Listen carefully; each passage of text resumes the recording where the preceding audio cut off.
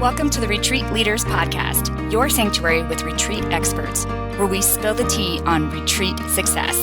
Here we dive into crafting transformational guest experiences, talk about how to avoid pitfalls, and unlock marketing secrets. Whether you're a seasoned guru or a budding enthusiast, we've got the inside scoop for you. Join us as we learn how to flourish in this magical world of retreats. Hey guys, welcome back to the Retreat Leaders Podcast. It's Shannon, and I am over the moon excited about my guest today. She is another amazing human being that I met in France. This is not the same because we are not sipping on champagne in France, but I am getting to record with her, and I am so excited. Welcome, Alessia, to the show. I'm so excited you're here.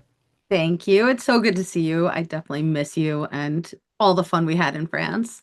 Oh my gosh, it was seriously life-changing on so many levels, but probably the biggest one was meeting the people that I've met there. I have recorded shows about it now. I've made posts about it, but if you are not up-leveling yourself by getting into rooms with people who think higher, are just dreaming and envisioning and working towards bigger things, you're in the wrong spaces. And so that was just such an incredible experience. Plus, we're in France drinking champagne. I mean, come on. Exactly. It was a combination of amazingness. So why don't you first start off by just telling us who you are and what brought you to where you are at today? Sure. My name's Alessia Tenebruso. I'm the owner of One Girl Travel. I am many things. I like to consider myself like the Martha Stewart of the internet. I'm a certified life coach. I am newly a certified travel advisor. I am a content creator. I am a brand visibility consulting coach. And I am also a event social media coordinator. Yes, to all of those things. And I saw quite a few of those things in action when we were in France.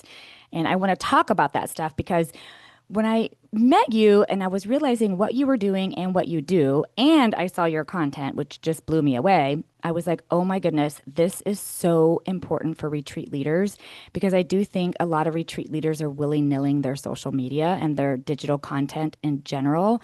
And one of the things I always talk about is my number one goal is to grow my email list, but the one way to do that is through social media. Y'all, if you only knew how many times we've tried to record and the oopsies that I have done today, I'm just going to blame it on a very busy, fruitful, amazing weekend I had with my retreat alumni.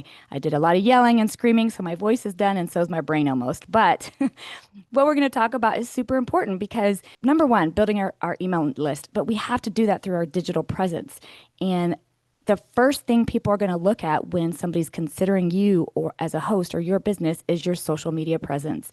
It's a form of validation and it needs to be curated properly.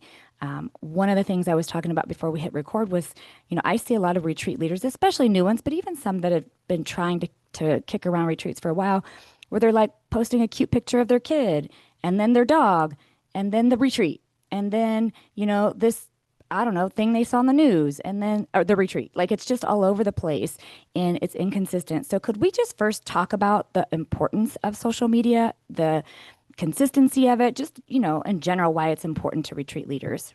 Yeah, absolutely. And first, I totally agree with you about your mailing list because you don't own your followers on these social platforms.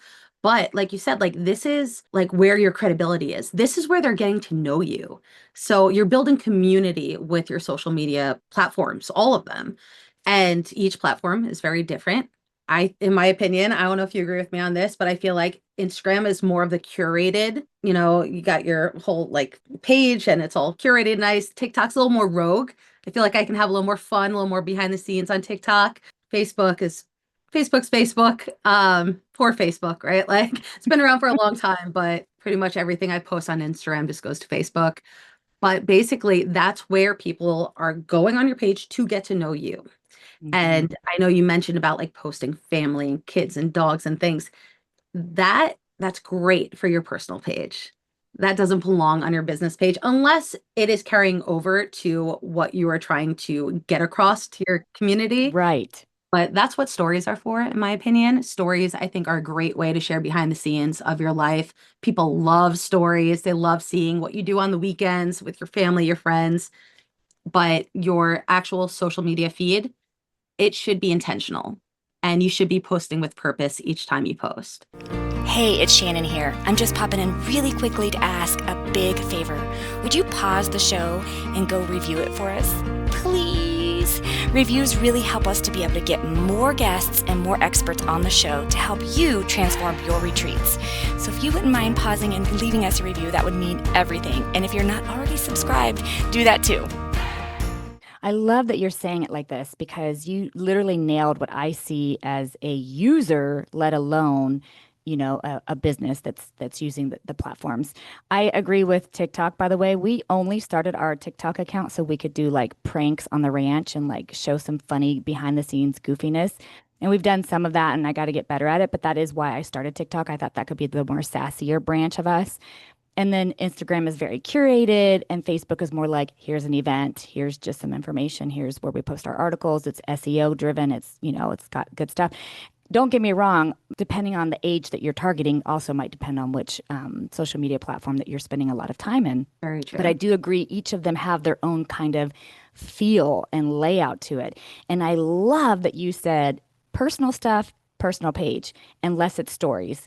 I totally agree with that so much. The stories is where people really, really get to know like the person behind the brand, I think, or people behind the brand, like what's really happening, behind the scenes. What are your struggles? What are your successes?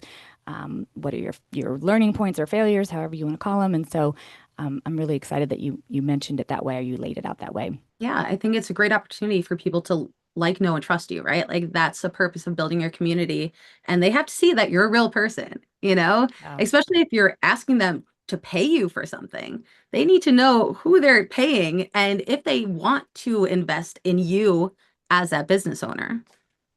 See, this is so funny. About, I don't know, it was probably eight or so years ago. I was hosting a retreat in Northern California. And those of you that were on this retreat, you'll remember this. And we're going around the table, at the opening night, just introducing ourselves. What do we do? And all that kind of fun stuff. And I don't know, about halfway through. So we probably have about seven women who've already gone. Well, like this next woman was like, my name is so and so. I work for the FBI and I background checked you to make sure that this was a legit thing. And I was like, what? I mean, okay. And she was just very honest. Like, I didn't know if everything on social media was fake, if what was real, what wasn't real. And I just decided that I was going to use the tools that I had at my resources to check you out and make sure that I wasn't just giving my money away to some weird situation. Well, this was before, the way social media is today.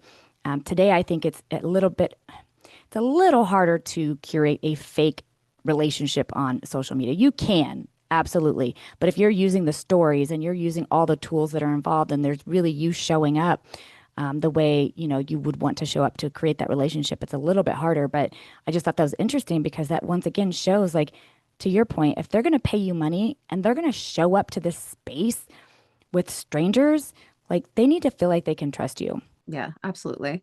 And so I'm so glad that you're pointing that out. Okay, when I met you in France, you were one of the participants, but you were also a social media curator and you killed it because I remember going to bed every night and I would scan what was going on in the social media world and it would be like, oh my gosh, look at her post. And she like did a recap of, I think it was the day before, it might have been. I don't remember if it was that day or the day before. I think you were on purpose doing it a day behind. And so it was like, oh my gosh, how you curated it gave me such FOMO. And I was there.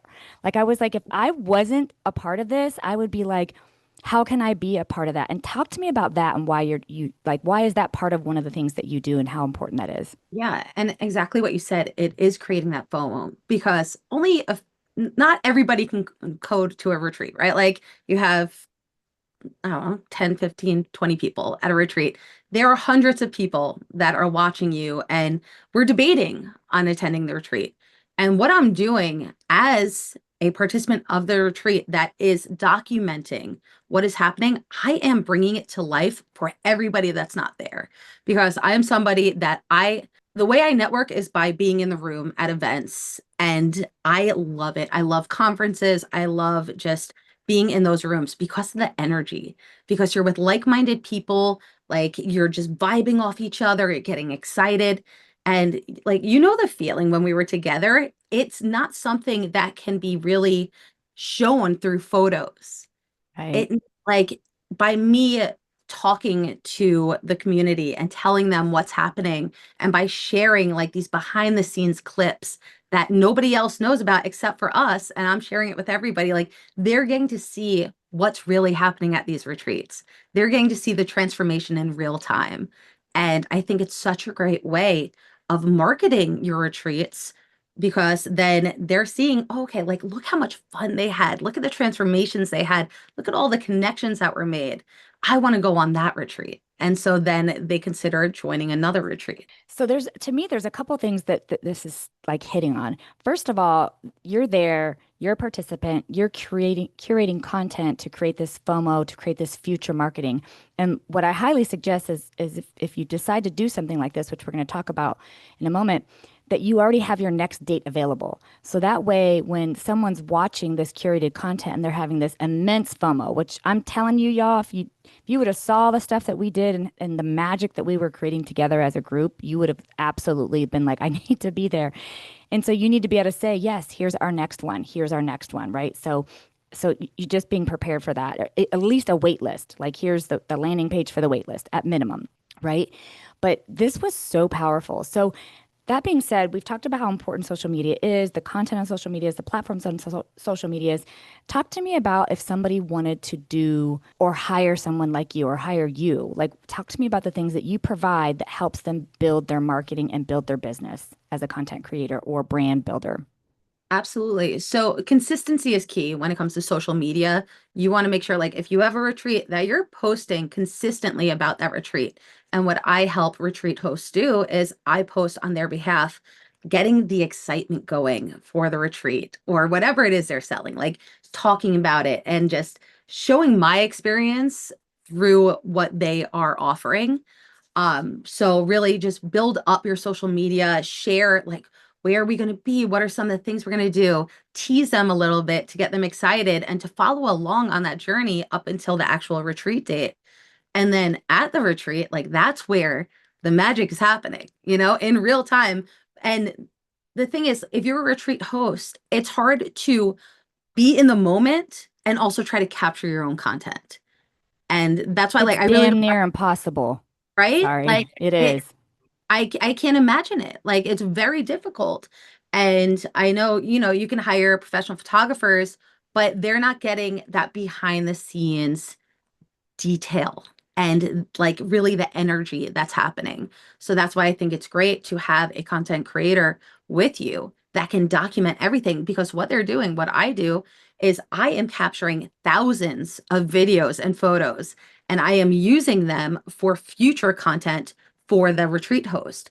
So after the retreat's over, all that content's getting repurposed and it's being used to sell the next one. It's being used to market whatever else is coming next. And you could just keep repurposing it over and over, and you're getting a library full of content. Hey, retreat leaders, pause that retreat planning for just a second because I've got something you do not want to miss. I'm headed to London this October to host a live event that's all about teaching you how to host a retreat that's not just transformational, but actually profitable.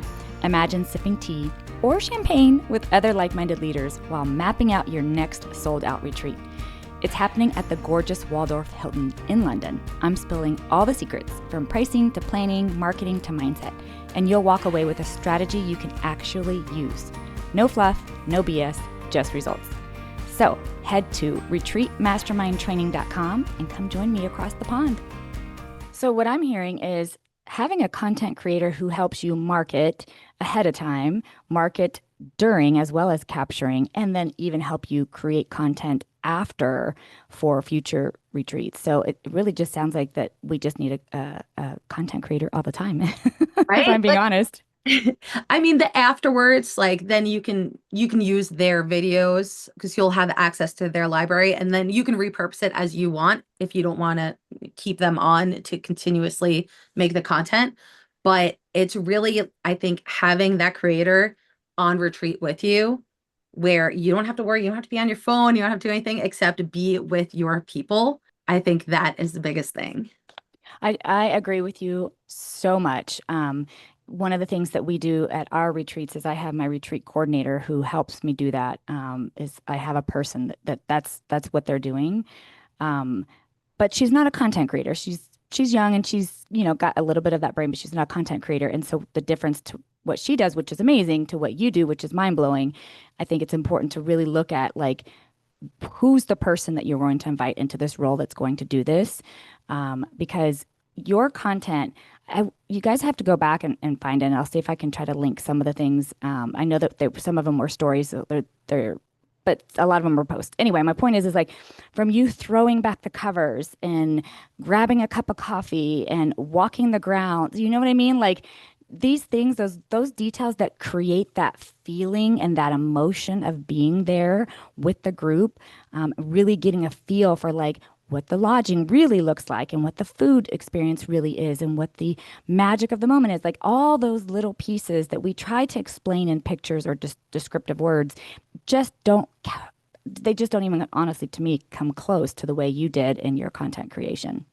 Exactly. And I'm showing it from the point of view as an attendee, you know? So if somebody's worried about attending a retreat by themselves, and my focus with One Girl Travel originally was solo travel, empowering women to travel the world by themselves. I've now expanded to empowering women to do anything that they want in life confidently.